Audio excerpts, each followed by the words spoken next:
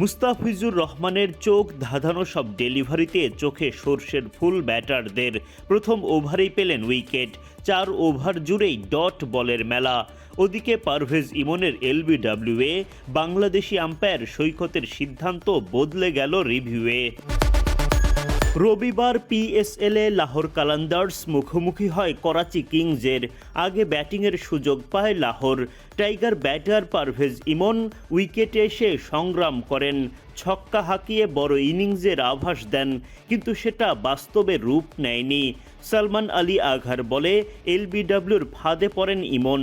Bangladeshi umpire সৈকত শুরুতে not আউটের সিদ্ধান্ত দিলেও রিভিউয়ের পর আসে আউটের সিদ্ধান্ত।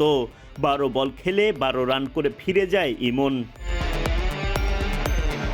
লাহোর কালান্দার্স 20 ওভার শেষে 9 উইকেট হারিয়ে মাত্র 128 রান করতে পারে।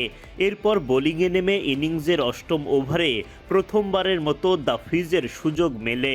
প্রথম ওভারেই উইকেটের দেখা পান তিনি। শিকার করেন সাদ বেগের উইকেট শিকারের প্রথম ওভারে ব্যয় করেন মাত্র 1 রান। দ্বিতীয় ওভারে এসেও দুর্দান্ত বোলিং কাটার মাস্টারের। উইকেট শূন্য থাকলেও খরচ করেন 5 রান। 3 নম্বর ওভারেও কিপ্টে বোলিংয়ের ধারাবাহিকতা ধরে রাখেন মুস্তাফিজ। এই ওভারেও তার খরচা মাত্র 5 রান। আর নিজের চতুর্থ ওভারে মুস্তাফিজ ব্যয় করেন 9 রান। সব মিলিয়ে 4 ওভারে মাত্র 20 রান খরচায় একটা উইকেট তোলেন কাটার মাস্টার।